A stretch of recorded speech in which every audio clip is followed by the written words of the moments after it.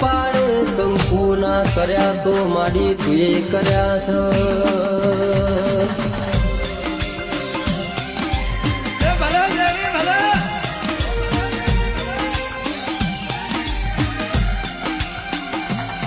આવો આવો મારી શિલજ ગોમનો નમો રાખનારી મારી સદીઓ શિકોતર આવો.